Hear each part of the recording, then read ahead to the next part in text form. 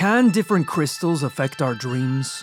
What if ghosts are afraid of us? That's why it's so hard to get a picture of them. All of these questions you can find the answer to on this Paranormal Life! Hello everyone and welcome to This Paranormal Life, the comedy paranormal podcast where every week myself and my associate sitting just across from me, Kit Greer-Malvena, investigate a brand new paranormal case and come to the conclusion as to whether or not it truly is paranormal. Kit, are you excited to dive into a brand new story today? I really am. I think it should be said, we've had some monster investigations. I mean, quite literally, I think last week was a monster. It was. But even before that, some really big ones is what I'm trying to say. Rory went mad. Temporarily, that's important. For 1 week, which was hard to deal with. The group chat was flooded. The group chat was flooded with redacted dossiers. Going mad isn't a crime, by the way. I want everyone to know that right now. You can't be put in jail for going mad. Yeah. They tried. They will lock you up, though. It's the thing. Yeah. Because it's not jail. But isn't that funny, though? They're like, hey, it's not a crime. You go to a different jail. Yeah. You go to a different jail. Where the walls are softer. Yeah. But I'm fine now. I'm back. I'm ready to invest. But I'm ready to go insane again at any given moment. That's how I live my life. What I'm trying to say is, yeah, I'm excited for hopefully something, a breath of fresh air, something different, something that takes us on a different trajectory today. Well, today's case actually is different. I feel like we've been doing a lot of UFO cases, as you said, a few monster cases. Today we're going to be looking into a haunting. Now, hey, if you've listened to this podcast before, usually we don't like to talk and ramble too much at the start of the podcast. No, we like we're to not dive straight in. But today's a little bit of an exception. I do have to have a little bit of a disclaimer at the top of the episode. I had something happen to me recently that was one of the most paranormal things that's ever happened to me in my life. What? We've Yeah. got a genuine paranormal experience. Ladies and gentlemen, hold on, sorry. Jesus. Ladies and gentlemen, sorry. Man the stations. We are 6 to 7 years into this podcast. We've never had, I don't think we've ever really had a live, recent, fresh paranormal story from one of us on the show. I don't have a lot of paranormal things happen That's to why me. we talk about so much old shit. Yeah.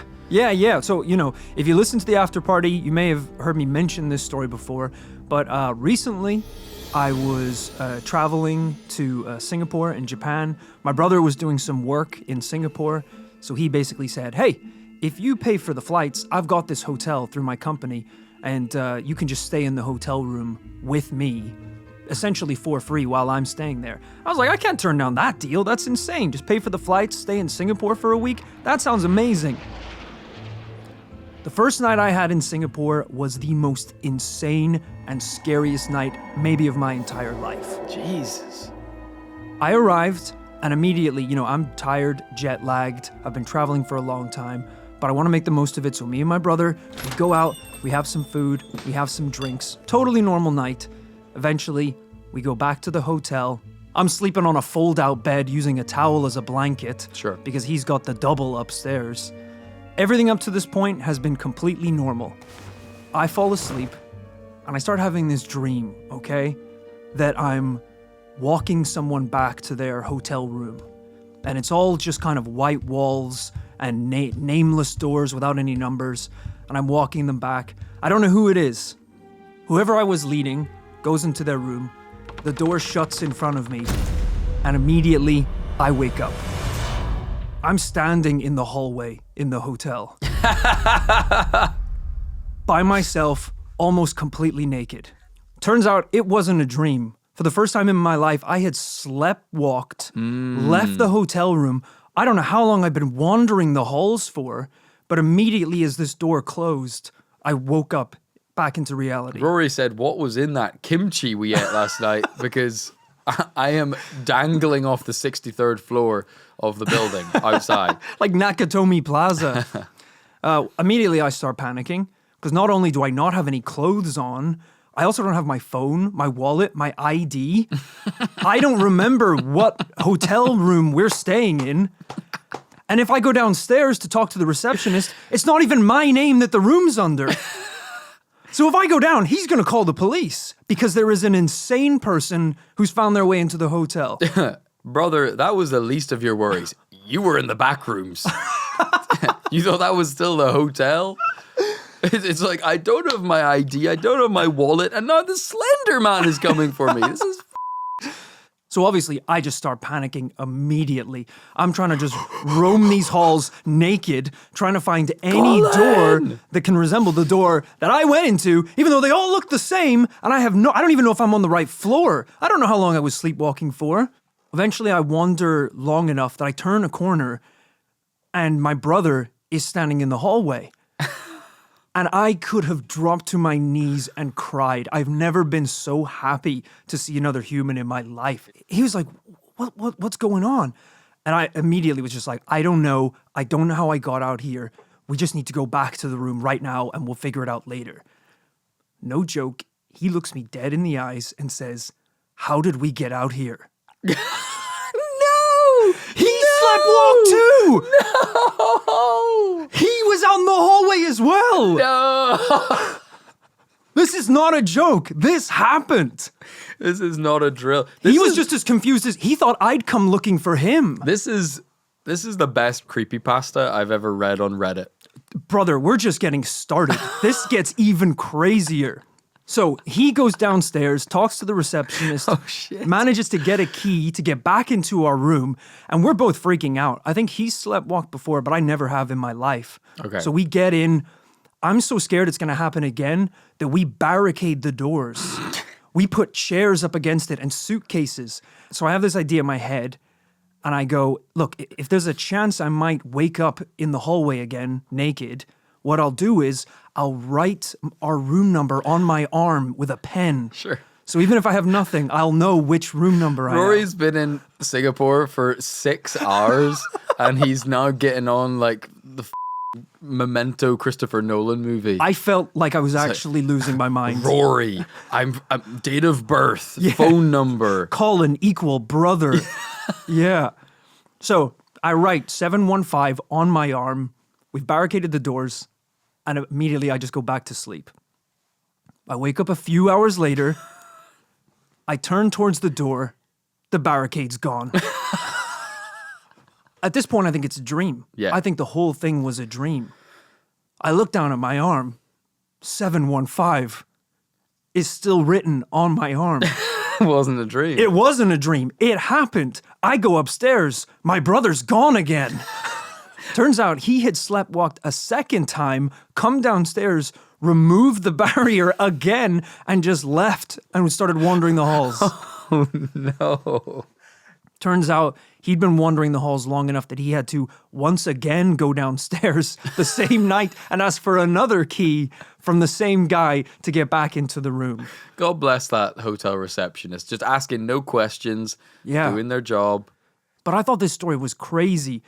That moment where I bumped into my brother in the hallway and we'd both been sleepwalking at the exact same time and ran into each other. Yeah. I told him, if you hadn't have sleptwalked and it was just me and I was stuck in that hallway, I don't even want to know what would have happened. Right. I would have had to like hide in a closet until sunrise.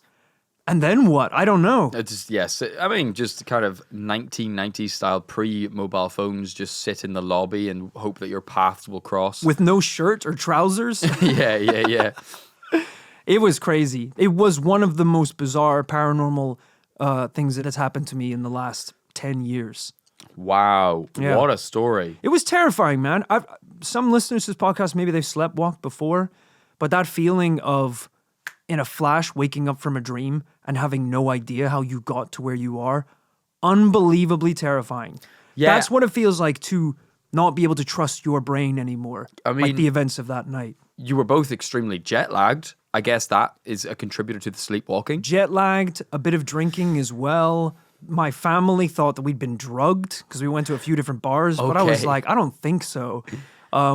We did at one point eat something that henceforth would be known as nightmare shrimp.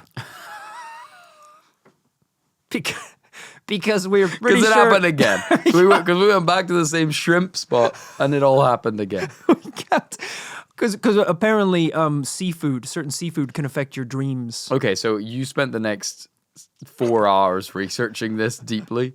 Oh, it never happened before. All we did was share one large portion of nightmare shrimp Just stop that went calling directly it. to bed. That's not what it said on the menu. No, it was some sort of creamy coconut delicious shrimp. Mm-hmm. But even on the last day, I was like, what if we just get a 6-pack of beer and share a helping of nightmare shrimp and see what happens? No explanation at all. No idea why we both started sleepwalking at the same time on the same night to the same place.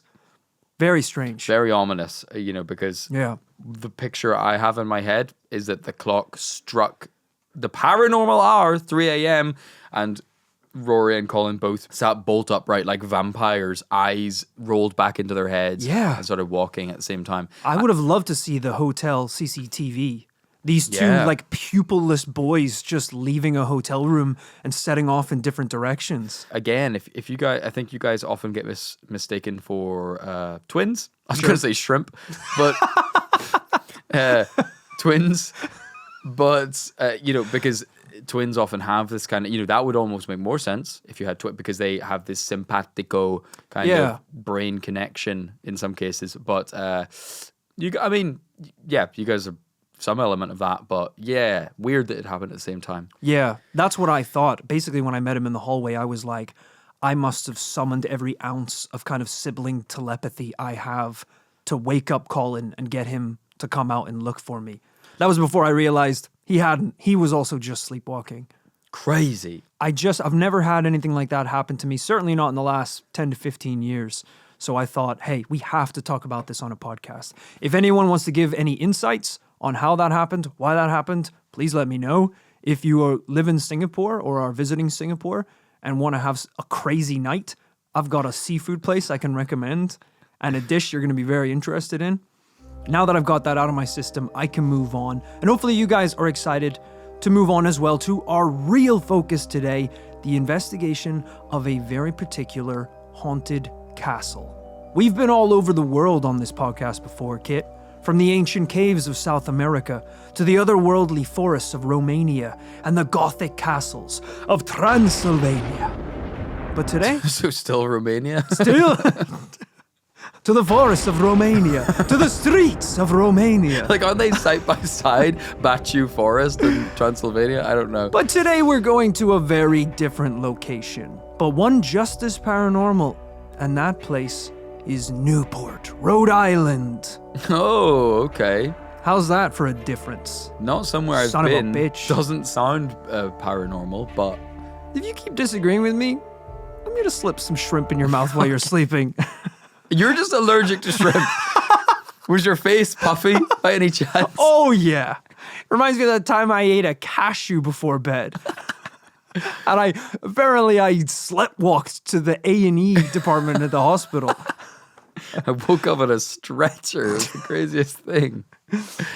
When it comes to haunted locations, usually the history of a place plays a big part. And believe it or not, Kit, Rhode Island is one of the oldest settlements in America. It was established in 1690, meaning some of the homes here have a very long and interesting past. But one home in particular stands out amongst them all, if you can even call it a home. That place is called Belcourt Castle, and it stands today as one of the most haunted castles in all of America. Not just because I don't think there's that many castles in America. We have covered a strange amount of castles in America, despite there not really being any. Although I will say, 1690, that is early. I don't know why 1700s, that's like a popular, right, a lot of shit happened in America in the 1700s. 1700s to me, right, I'm picturing muskets, not even muskets, rifles, raccoon pelt hats. 1600s? That is borderline medieval times. Right. This really should be knights in armor, so maybe this makes perfect sense. I think it does. Rhode Island is a very interesting place with a long history, and that is definitely reflected in some of the houses that we're going to be talking about today. But this house in particular, Belcourt Castle, we're talking ghost sightings, hauntings, Times where objects have moved by themselves, where ballrooms have been filled with spectral laughter from a party that took place years ago. This place has it all. Man, how good was that joke someone told if people are laughing 400 years later? That's every comedian's dream. Well, Kit, our story today starts in the mid-1990s. That's as specific as I can be. It was late one night at the infamous Belcourt Castle, a 50,000 square foot villa with 4 wings, a courtyard, and ballroom. Basically, this thing is straight out of a Resident Evil game. At this point in time, the castle was owned by a family called the Tinneys, who had taken ownership of the property in 1956. Now, this fancy family had stuffed it full of their ancient treasures and artwork retrieved from over 30 countries. I'm assuming some of that artwork was retrieved British Museum style. Yeah, retrieved is doing a lot of heavy lifting, isn't it? Yeah. Like, to be clear, not bought. Oh, It's no. not an art collection that they've been collected for years. Buying lovely pieces from countries all around the world. Retrieved. Yeah, the same way I would retrieve copies of Linkin Park's new songs from LimeWire as a teenager. You retrieve something that you left there. Right. Not something you once had ownership of not it, something yeah. you just discovered. That's like showing up to a bank in a Joker mask with a shotgun and saying, I'm going to retrieve some cash. Rory didn't real quick." retrieve the nightmare shrimp from the restaurant. Now, the Tinneys already had a few strange experiences living in the castle, but tonight would be one of the worst.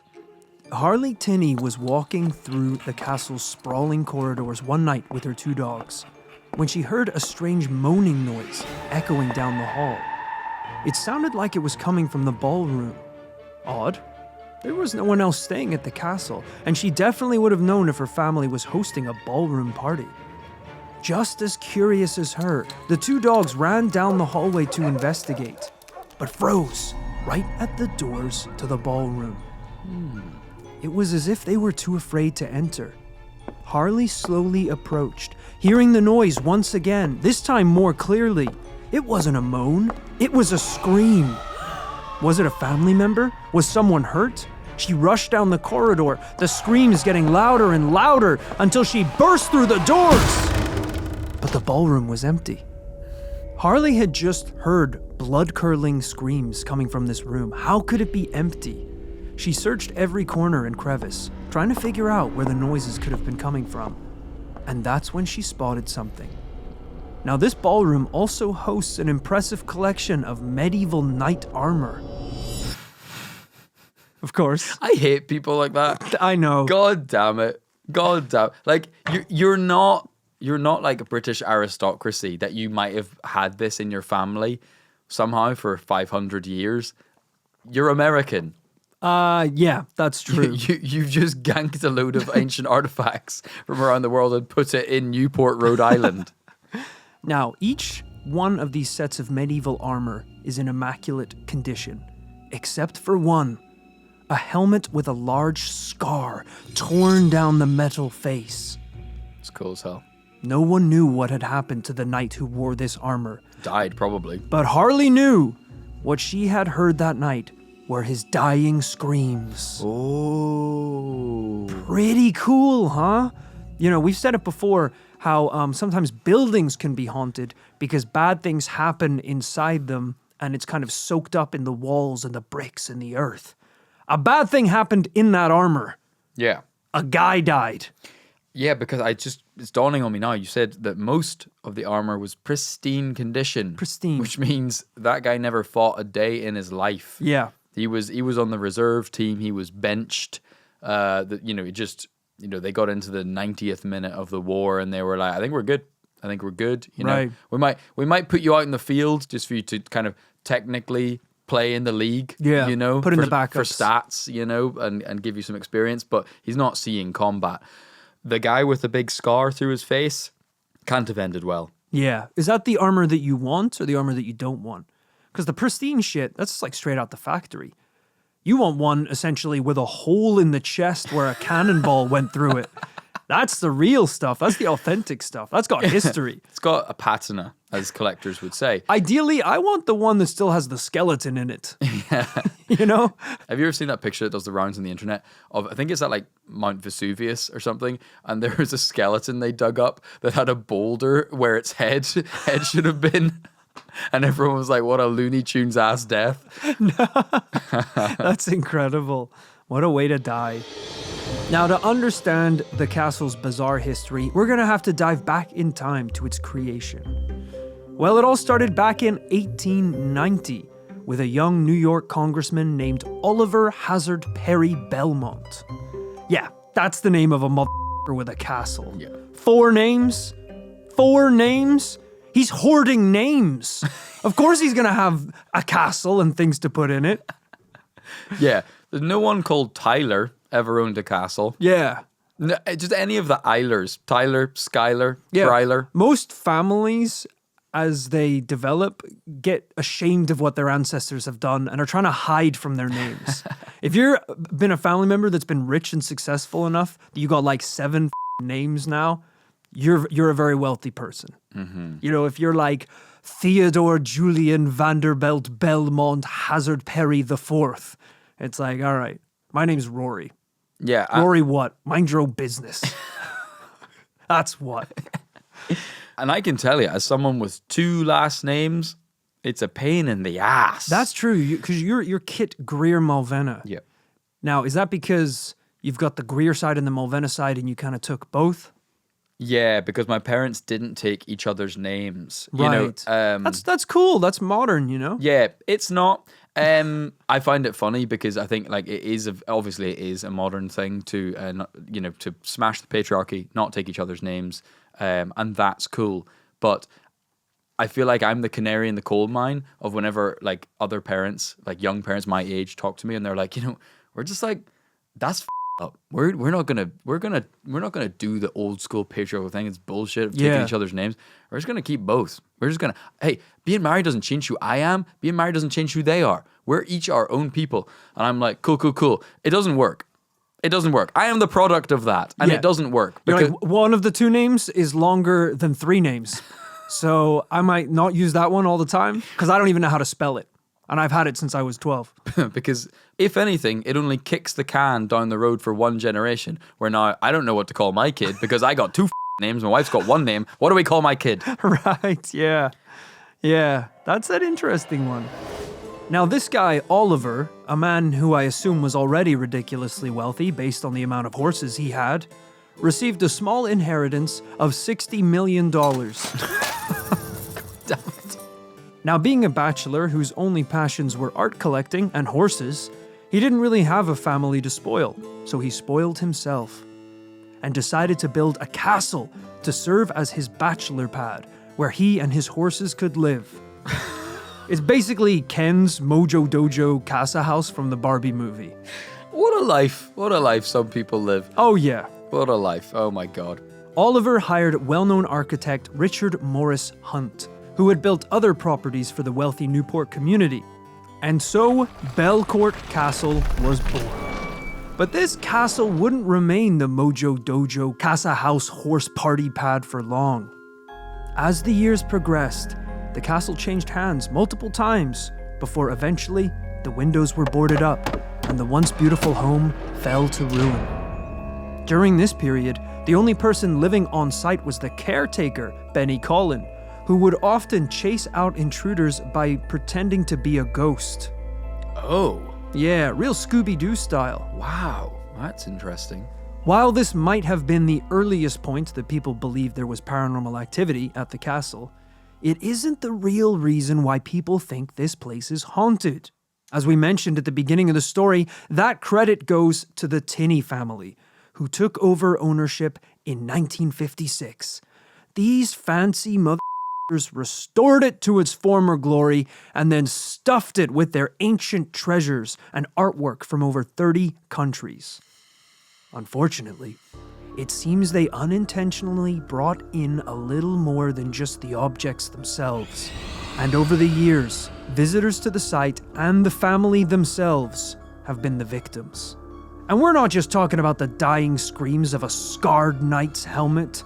We're talking about people being thrown from chairs, objects moving by themselves, and most popular of all, having to share the castle with the ghost of a monk that lives in a statue. Whoa. Yeah. You know, when you live this kind of a luxurious life, you have all these beautiful objects, people think that it's just the monetary price you pay. It isn't. Right. There's a lot more that you have to pay, you know? It's like they say, you know, if you have buy a really nice car, the car is expensive, but guess what else is expensive? Insurance. Okay. Tax. You gotta clean it, store it properly. Incidentals. It's a nightmare. It keeps charging you. If you buy an ancient statue of a decrepit old monk to put in the ballroom. Why did you do it anyway, you know? I don't know. I don't try to understand these people. Yeah. But the charge is the monk wants to eat dinner with you. There's so much paranormal activity going on in this castle. Why don't we break down some of the wildest stuff and try and figure out just what the hell is going on? Let's start with the monk. Why not? This is just one of the artifacts that the Tinney family brought into the house. It was a large wooden monk statue for some reason. Just 2 weeks after the statue was brought into the castle, members of the family started seeing a dark, robed figure floating along the hallways. I mean, it's really a one-to-one situation. Like, right? Okay, I like at the breakfast table, it's like, you know, I just think it could be any number of things. It's like, we bring a robed statue in and suddenly there's a robed ghost floating around the hallway. I think we know what it is. Yeah, Richard, who bought the monk statue, it's like, it could be anything. I think it's just a little presumptuous to assume the monk's coming from the monk statue. What about the armor? Huh? Claire, you bought that tiger skin rug that's by the fireplace? Maybe he ate a monk? Yeah. It's like, Alan, I've been asking you to dust. I've been asking you to dust the hallway for a long time. Do you think it was do you think you saw a dust bunny? Because I've been asking you to dust for a long time. It's like, he was chanting. He was ringing a bell. He had incense. I saw him burst out of the statue like it was a Pokeball. I think it's the monk statue. Since that second week, he was seen by the family over 5 different times, each time in the location where the statue had been moved to.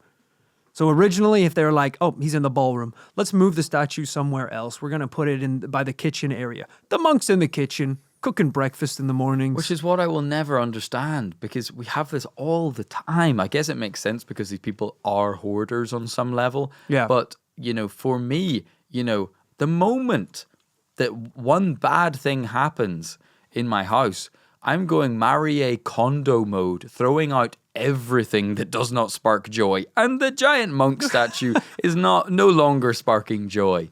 I mean, these people have exactly this coming to them, because usually in these haunted situations, the family is so confused. They have to bring in mediums and priests to talk to the spirit and figure out what's going on. You brought in a monk statue, you got a monk in the house now. Get rid of the monk statue, hopefully the monk leaves. It's really not that hard. Eventually, the family were so terrified, they decided to bring in a psychic to help deal with the monk. Unfortunately, after communicating with the spirit, the psychic said, I'll be honest with you, he likes it here. He's not leaving. He was surprisingly persuasive. He kind of said that this place is his now. He actually made some good arguments. I'm kind of on the monk side now. He's like, I think we should actually have kind of like a meeting where we all sit down together. The medium's wearing robes now. He's like, it's a good lifestyle. The Tinneys decided not to remove the statue from the house. Oh my God. And sightings of the ghost monk have continued to this day. The most recent sighting being July 7th, 2007. Wow, surprisingly recent. In terms of paranormal activity, a ghost monk chilling and floating around the house is actually kind of chill. Unfortunately, he isn't the only one. Things are about to get a lot weirder. Now, the castle is home to 2 beautiful old chairs located in the ballroom. Little is known about the history of these chairs, but over the years, guests have learned the hard way to stay the away from them. What is the point in a monk statue? What is the point in a chair you can't sit on? Right, because the monk statue, it's still like, oh, I can look at the statue. And that's kind of cool. And what about the chairs? Don't sit on the chairs. Why are they here then? Why are they here? Yeah, it's like, hey, dude, where's the toilet? Just up the stairs. Don't go up the stairs. Use the ladder. The stairs are impossibly haunted. Yeah, all right. I just wanted to take a dump in the toilet. Don't shit in the toilet. That's a 1,000-year-old Celtic toilet. Yeah, a lot of old stuff in here that I guess is supposed to just be looked at, not touched, not used. If there's so much as a Diet Coke in the fridge, don't you dare think of cracking and drinking that thing. Harley Tinney herself claims that during one of the castle's public tours, one male visitor stopped and decided to sit on one of these ballroom chairs. As soon as he sat down, Harley says the tour guide saw him launched from the seat and thrown 6 feet into the air. Holy 6 feet? 6 feet! Dude has hops. It's like a catapult. It's like crazy. Like a medieval dunking contest. How did he get that high? On another occasion, 70 visitors to the castle saw, quote, a bolt of lightning shoot out of the chairs. At this point, this is an insurance risk. You cannot have these inside your house. Was that chair used by a prison to kill criminals by any chance?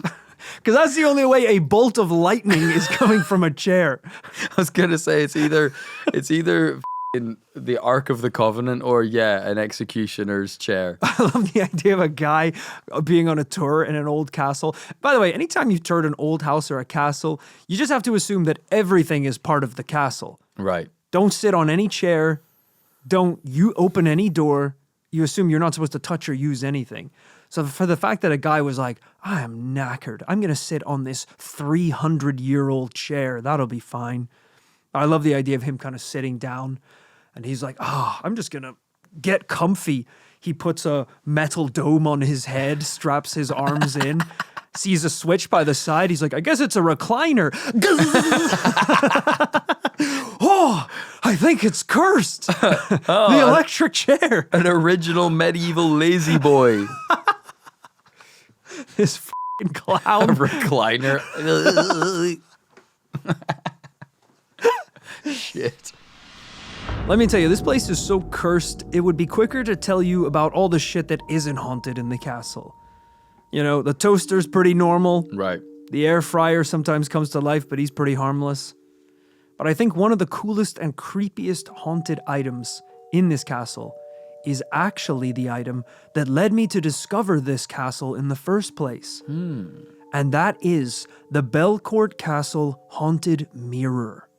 Oh. That sounds cliche for some reason, but I don't think we've ever covered a haunted mirror on the podcast before. Yeah, I suppose because mirrors have lots of, ancient and paranormal connotations. The art of scrying, a kind of specific form of clairvoyance where you peer into a mirror and try and divine what the future holds or your deepest, darkest desires. We see that in films like Harry Potter, right? The mirror that shows you what your heart most desires. Yeah, maybe that's where it kind of comes from, is pop culture. But you don't really see it happen in a lot of actual paranormal cases. Yeah. I feel like the only haunted mirror I've ever seen is on the day of my 30th birthday, when I looked into the mirror and I saw my own reflection and thought, where's the last 10 years of my life gone? The only haunted mirror I could think of is one of those 360 mirrors in a H&M changing room where you see angles of yourself you've never seen before. Yeah, and you're like, I understand, H&M. Is this the reflection of how bad my life can be if I don't look after my body? And they're like, this is you now. This is you right now. This from is a every live angle. feed.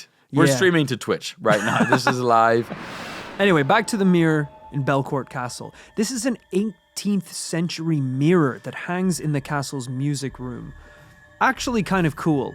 An 18th century mirror, the fact that that thing isn't broken already is pretty impressive. I was talking to a mate the other day. I was on a stag do and we were talking about stupid questions and someone was like, I don't think I know what a mirror is.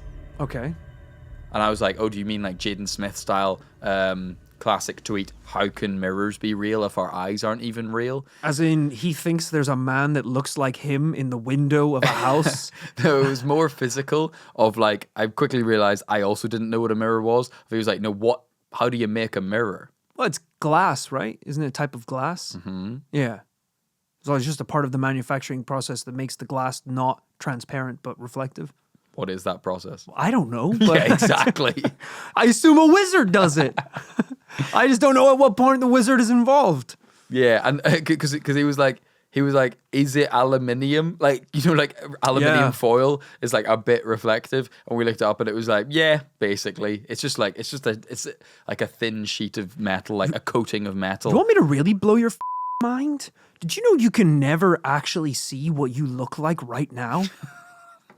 It's not true. It is true. That is true. What do you mean? Because the only time you can see directly what you... This is Socrates in 2000 BC talking to his students. Looking into a mirror, you are technically looking... At a mirror image, right. A mirror image, but you're looking fractions of seconds into the past. Okay, by the time the light that reflects off the mirror and hits your eyes, Yeah. sure. It's just kind of cool. Right. Which is crazy, because I look in the mirror, and I think I'm looking at me from the future. There's another one, right, where like, did you know you can never actually touch anything? All right, I'm moving on. No, come on. You can never actually touch anything. This sounds like something that a 30-year-old virgin would say. It's like, technically, as humans, we can never touch anything. So you guys think that you've had sex with a woman before, but really so you think haven't. you've been a second base, but actually you're just like me, alone. Something. We're made up of atoms in it. Sure. Okay. I feel like atom, mostly empty space. We do need to get back to the mirror. We do need to get back to the mirror. Take a gun. You're gonna let me finish. Because here's something that will touch you. This bullet. What? You want to know another up fact I read the other day? You know how when we look out at space, we see the light from stars that died millions of years ago? It's true. That means if there's a civilization on that star looking at Earth through a microscope, they'd see the dinosaurs right now. We are the morning dew on the leaf of a flower in God's garden. We are a dream of a shrimp.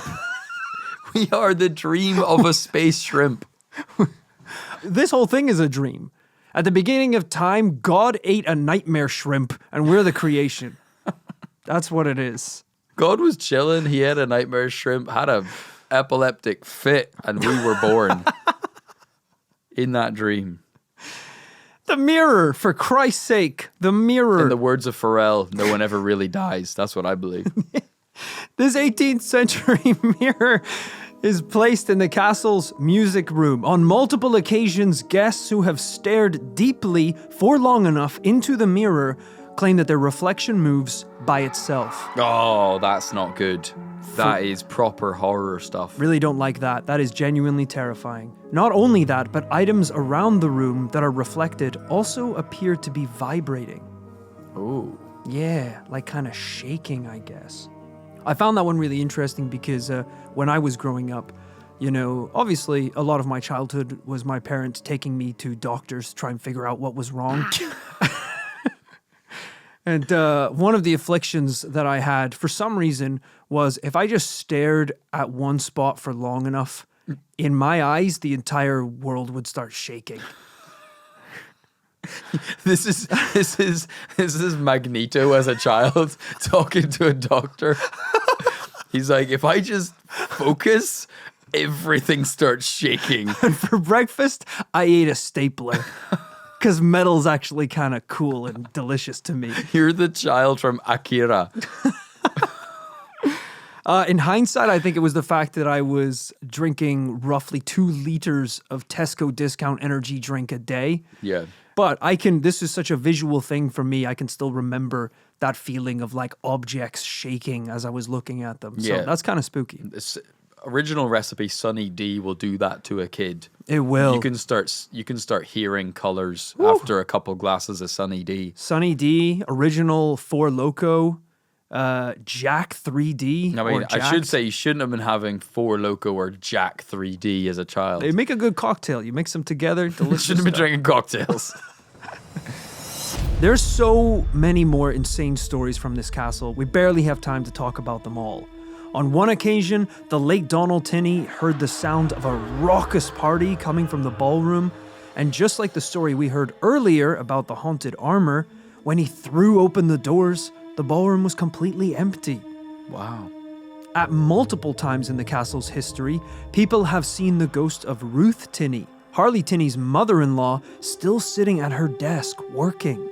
I do like the idea of a haunted ballroom, because so often ghosts are the product of Hayley Williams' voice, hard times, that something bad happens, something dreadful happens, someone died, unfinished business here on Earth. I like that the unfinished business in this case might have been Dancing with Your Sweetheart or Popping and Locking to Uptown Funk in 1890, and simply this joyous occasion is what is being replayed continuously like a VHS tape. Yeah, because a lot of these castles, they did have ballrooms or feast rooms in big dining halls where there probably were a ton of parties and extravagant events. Why wouldn't those big moments be commemorated in history? Why does it only have to be the traumatic ones that create these echo ghosts that kind of bounce throughout history? It could be the nice times as well. Absolutely. I remember very early on at one point when I think we were working with a company to pitch This Paranormal Life TV show. Sure. And one of the concepts was going to a haunted castle and trying to find paranormal evidence. And one of the sketches I came up with was I found a castle where, similar to this, they said there was a ballroom where if you stayed the night, you could hear the sound of the parties and the events that took place. And my idea for the show was to try and capture some paranormal evidence. Me and Kit would host a party in the haunted castle with just ourselves.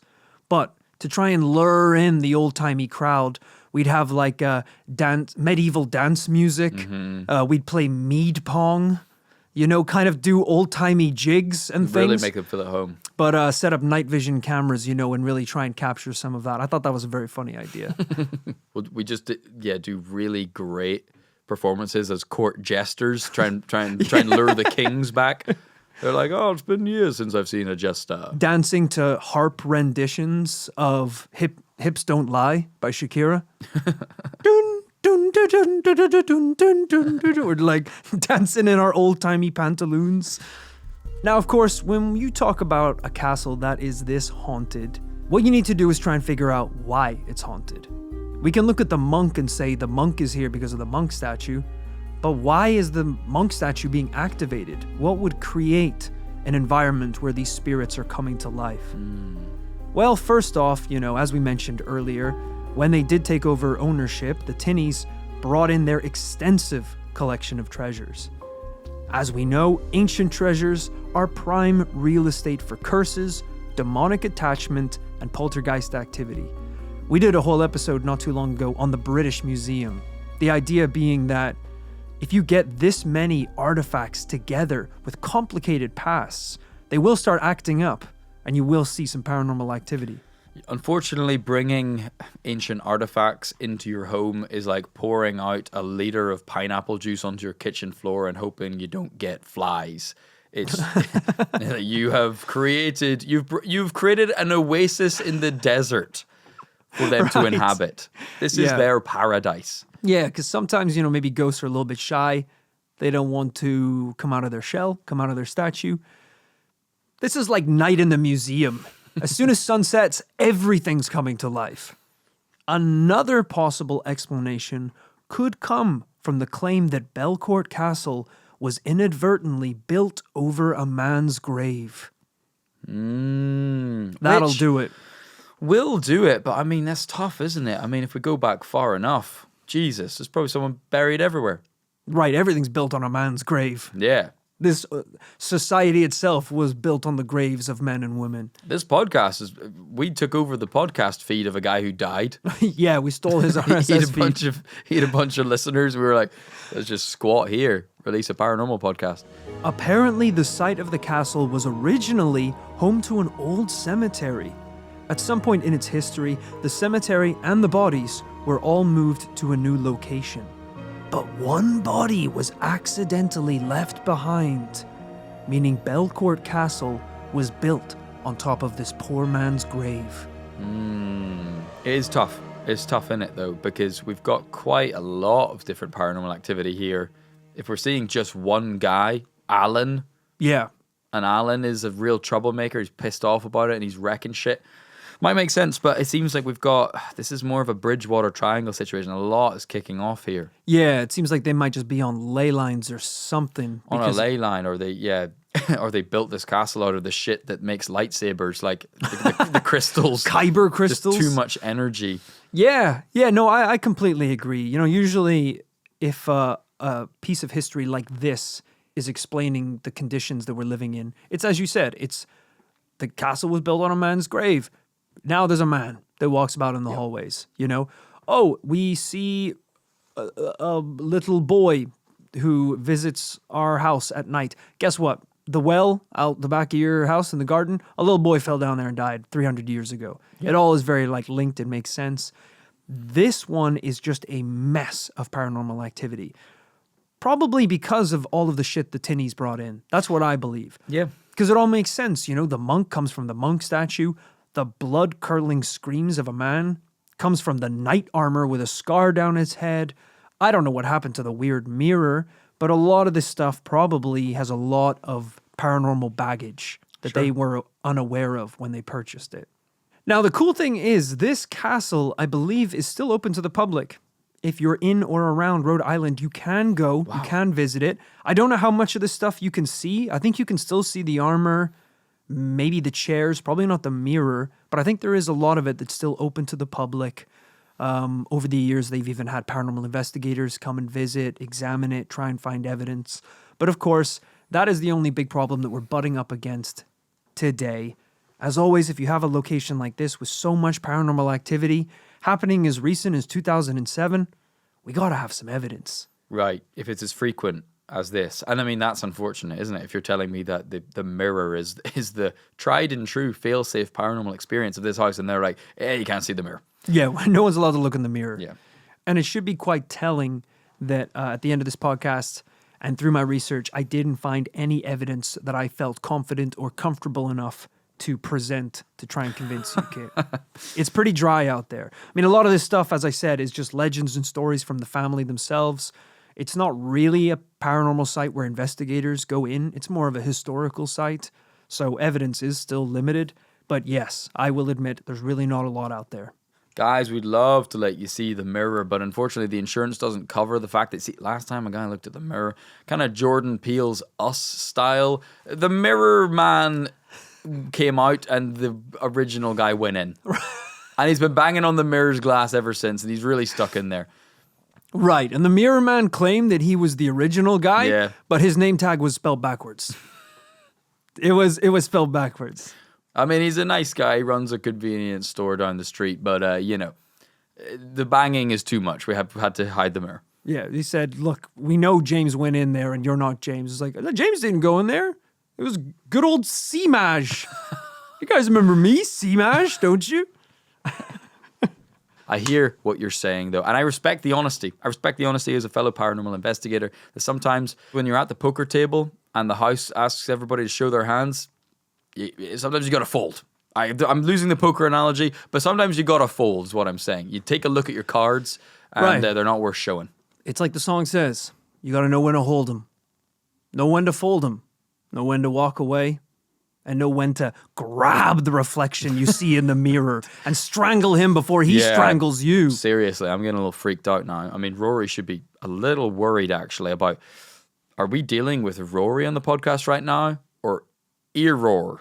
Dude, I'm still scared at any moment I'm going to wake up in a Singaporean hotel room butt naked with shrimp dribbling down my shirt. That's what I'm saying. Did Rory go into the mirror in the hotel room? I have no idea. But hey, we're not here to discuss whether I am the real Rory. We are here to discuss whether or not we think Belcourt Castle truly is paranormal. I'm happy to take the lead today. I don't think it's a complicated one. Just not enough evidence, unfortunately. I love investigating haunted castles. I think it's really cool to talk about ancient armor. 18th century mirrors, a lot of this really cool, creepy vintage stuff. But unfortunately, just because it's old doesn't mean we don't still need evidence, which we don't have today. So it's going to be a no from me. Rats. Yet another ghost case being chalked up to a double no. I would tend to agree. I don't think we're being that harsh that when people say that there's untold paranormal experiences, that we just have something to point to. Something, that at least if paranormal investigators turn up, that they don't come away with something. Yes, exactly. And for the castle to be around this long and us to not have any more concrete evidence, that's pretty damning. So unfortunately, this week on the podcast, it's gonna be a double no. But hey, if you have been listening for a while, you know that we did have a double yes recently. If you missed it, you're going to want to go back and check that episode out. It was an absolute banger. There's been so many great episodes of the podcast recently. Me and Rory have been drinking ever since the double yes. It was such a big moment. Yeah, I mean, we're kind of joking, but pretty much after we hit stop recording, I just collapsed to the ground. It was like I'd been possessed for an hour and a half, and then I just collapsed to the floor. I was so exhausted, surrounded by evidence and papers. Yeah. And let me tell you, there's a few big cases just like that on the horizon. And as Rory said, if you are joining us for maybe the first time, maybe the second time to this Paranormal Life only recently, then you don't even know what a double yes even looks like or means. That means that we, even us, just shitty little bitter skeptics, have actually admitted that a case was legitimately paranormal. Something out of this world occurred. Not only that, there is tons of double yeses. Well, let's not get carried away. There's lots of double yeses in the back catalogue to be explored. Yeah, I know. I think we had said on the episode, we're going through a bit of a dry spell. I hope we get a double yes soon. For context, the most recent double yes before the one a few weeks ago was June 2003. Oh. 2003? 2023. It was 21 years ago. And we were drunk then, so it probably was a miscalculation. But hey, if you're maybe newer to the show, maybe you really want to hone in, maybe you're super curious about the ones that we have given a double yes. We've shouted out many times before, but someone has gone ahead and made an unofficial TPL episode guide, which you should be able to search for in This Paranormal Life Facebook group. And that is a very great guide, which keeps up to date with which ones were a double yes. So that's a cool place to start. If you want to look through, you can actually see which ones take your fancy and whether they were a double yes or not. But Kit, what if I want to hear some episodes that were never even released to the public? Some top secret classified episodes of This Paranormal Life that are hidden behind closed doors. Well, like this castle in Newport, there's only one place on earth where you can find them. Patreon.com/This Paranormal Life. That's right. Basically, if you go onto Patreon and just sign up for a tier, whatever tier it is, and hit enter, that is the equivalent of putting a nightmare shrimp into your mouth and going straight to dreamland. Yeah. Because the next 24 hours of your life are going to be a roller coaster. It is the podcast equivalent of 50 milligrams of crystal DMT in a crack pipe. You are going to emerge a different person. There is so much cool stuff locked away on Patreon. The secret files are X-Files. You've got bonus episodes of the podcast, extra weekly episodes, some really cool rewards and merchandise, including a limited edition commune coin. Now, this coin made of real metal, gold and silver. This thing is actually insane looking, really, really cool. It is a token that grants you access, no questions asked, to the paranormal commune when it is completed. Right. Completion date. We are TBC. behind. Yeah, we are behind. Construction has only rocketed in costs Yeah. since the pandemic, which didn't help because our budget was nil point before we started. But the coin, this is authentic, you know, even if you are on the run from the law, even if you are a wanted criminal, almost like fantasy RPG style, if you just show up, throw your hood back and shine the coin, we're like, come in. You get shelter in the sacred fortress. Yeah, the commune when it's completed, will be a lot like the Continental in the John Wick universe. Yeah. It will be neutral ground where no business is conducted. You are safe from the outside. Yeah, there are taxes though, quite high taxes if you're staying as a It's resident. not free. Yeah, It's not free once you're inside. And much like the John Wick Hotel, it's a entire economy of gold coins. We're gonna need them. So if that sounds interesting, head on over to patreon.com/This Paranormal Life. You can get a bunch of cool extra stuff, and it's the best way to support the show. If you're on YouTube, links to everything are in the description of the video. Click them. You can get everything there. If you're listening in your podcast app, you should be able to see in the description where we tell you about what this episode was. Below the description of this episode, there'll be all the links to everything. And if you don't want to join Patreon, why not just give us a review? If you enjoyed the show, this episode or any other one, on Spotify, on your Apple Podcasts app or any app of choice, give us a little review, throw us some stars. We really appreciate it, and it helps grow the show. Now, of course, also on Patreon, one of the rewards you can get is a shout out right at the end of the episode. And that's what we're going to do right now. Ooh. So, thank you to Rachel Fisher. Rachel Fisher, the daughter of Sam Fisher, aka Splinter Cell. Wow. So, Yeah, sorry to out you like that, Rachel, but she's got a couple pairs of night vision goggles kicking around. that's pretty cool. Okay, so is she available to hire for any top secret kind of missions? Yeah. Classified missions? She, because I think Sam worked for like some kind of 3-letter government organization. Rachel does whatever she wants. She has all the skills, all the guns, and is just a loose cannon. That's worrying. Yep. So Good guys, bad guys, she'll take out anyone. Okay, well, I'm glad we're... Mostly good guys. We're good... Okay, well, Because the bad guys pay better. that's the little thing they don't tell you. Well, thank you, Rachel, for your support. We are the good guys. Or the bad guys, whoever you don't kill. Thank you also to Chris Fisher. Chris! Oh my god. Where you been, bud? Chris only kills good guys. Oh. It doesn't matter what the money is from the bad guys or the good guys. He just gets a sick little kick out He's of just it. a criminal. There's no money exchange. Yeah. So, Chris, I'm glad that you support us. I guess we're bad guys. What? Sam went wrong somewhere. What as a dad? Yeah. Raising such weird, bad children. Don't give a child night vision goggles at a young age. Yeah. That seems like the kind of thing that destroys their eyes and I guess moral compass as well. So, Chris, please put down the silenced PP7. We are friends, not foes. Just as an aside, I think I've told you about this, that whenever my brother was like 11, he got really into like Splinter Cell. I remember this. And like he owned like decommissioned like night vision goggles, balaclavas. Like I'd be like kicking it at, like, I was like 14, 15 years old or whatever. I'd be like, oh, I'm gonna go to bed, and I would go into the hallway, knock on the light. All the light bulbs have been unscrewed. he is hiding in the walls somewhere, like gonna choke me out. My life I don't remember was, being this I much. walked on eggshells for months. That's incredible. I love you trying to turn on the lights. They don't come on. You just hear that little noise. I'm like a guard in Metal Gear Solid. I'm like, it's Blank! Yeah, the little alarm. exclamation mark above my head.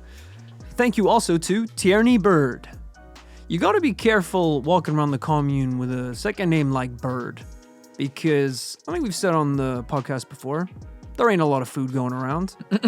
And we're kind of at that point now where it doesn't matter what type of bird it is. It doesn't even matter if you don't walk like a bird or talk like a bird. If your last name is Bird, You're getting cooked. yeah. You're being served for Christmas dinner. Yeah, you're going to be in a bucket soon. So, Tierney, thank you for joining the commune.